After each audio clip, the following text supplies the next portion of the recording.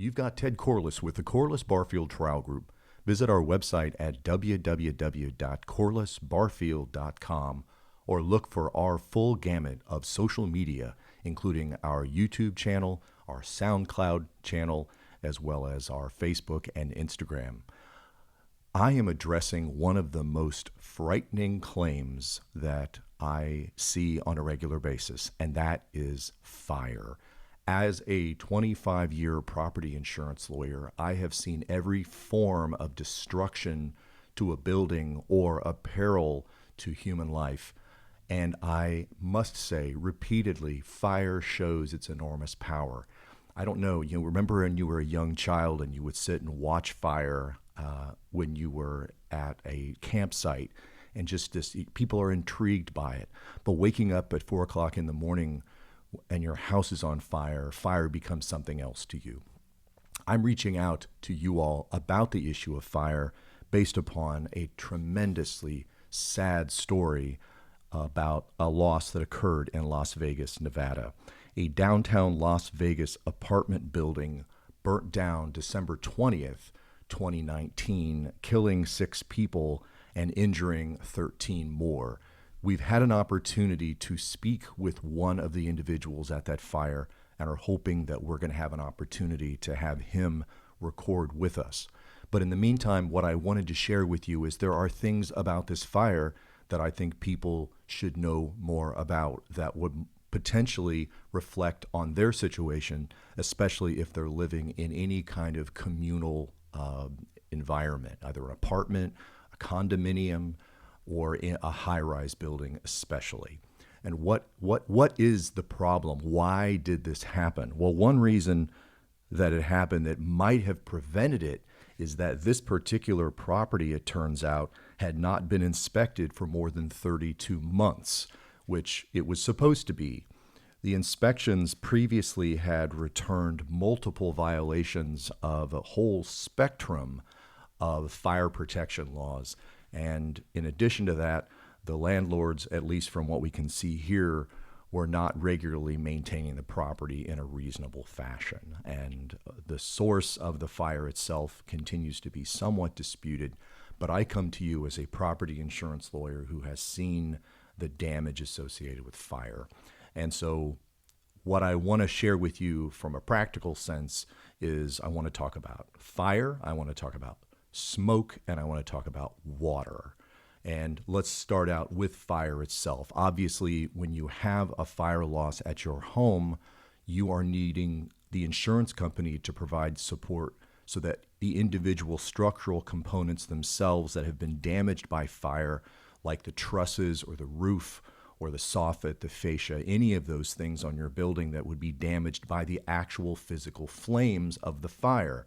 That's typically not something that insurance companies push back too far on, because that's typically not something that they will push back on too much, the actual charring area. But you would be surprised how many times you'll see engineers hired by insurance companies who are claiming that the charring of the structure didn't necessarily cause it to lose any of its structural capacity. But please tell me that if you have a fire, they're not going to push back that hard. But the truth is, the statistics reflect that 90% of fire claims result in litigation. That's because insurance companies tend to use an entirely different calculation regarding how you go about fixing a fire loss. But that takes me to my second category of conversation, and that would be the issue of smoke. And that is, where there's fire, there's a whole bunch more smoke.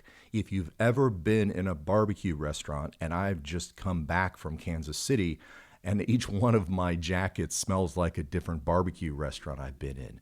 That's because that smoke and that particulate matter associated with it literally gets into everything. And so if you have components of your home, or physical structural components of your home, that didn't necessarily have fire in them, I can assure you, if they're attached to a building that had fire, for example, the building in Las Vegas, every single unit in that building would have had tremendous smoke damage coming out of that. In fact, we see cases we're involved in where the neighbors, just the smoke from the fire next door, caused damage to their home that required repairs. Messy, messy legal stuff, which is why you need to deal with lawyers in your area or in Florida with us who have experience in dealing with these kinds of losses.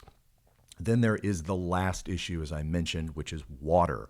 Now, obviously, most of that water came into play because of the introduction by the fire department. But many times we also see water issues because while they're going through the home, they're ripping out parts of it and plumbing can burst. We've seen situations where we've seen groundwater come back up because of the issue of the amount of water that's being poured onto the location. Water everywhere. And it itself mostly damages or usually damages all of the personal property that you may have. Under your insurance policy, you're going to have coverage provided for your structure.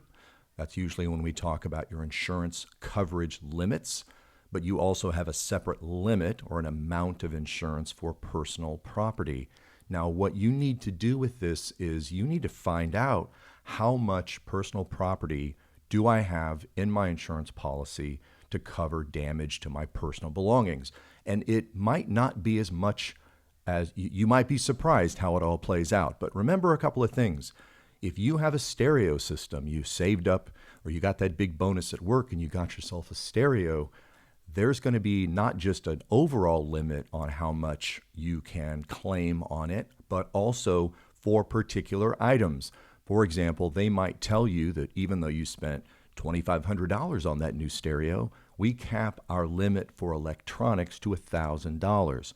You can use these kinds of things about your personal property to begin a conversation with your insurance agent now in the event you have a loss, either from fire, in this situation, from fire, smoke, or water, or also with a lot of other claims. But fire, sinkholes, you don't see big property losses unless the building is in a hole. That will usually affect your personal property. But fire's that loss that really gets to your belongings.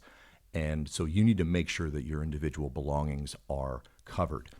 If you do discover that you lack sufficient coverage for your personal belongings, either because you've got Aunt Bessie's ring that was given to you, or a watch that was given to you by a relative, or you have your own jewelry or your own electronics or your own artwork that is somewhat valuable to you, and your insurance agent should be able to help you in making an inventory of your belongings and then reflecting that some way in the coverage.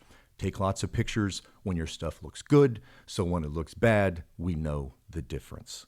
Fire, again, a very, very frightening peril for people to face, and we attempt to help them with the softest touch as we can. We save all of our necessary effort, energy to battle that insurance company on your behalf. We look forward to continuing to serve our community here in Florida and to hear from those who are keeping an eye out on property insurance issues. My name is Ted Corless, and I look forward to you visiting our website at www.corlessbarfield.com. Be well.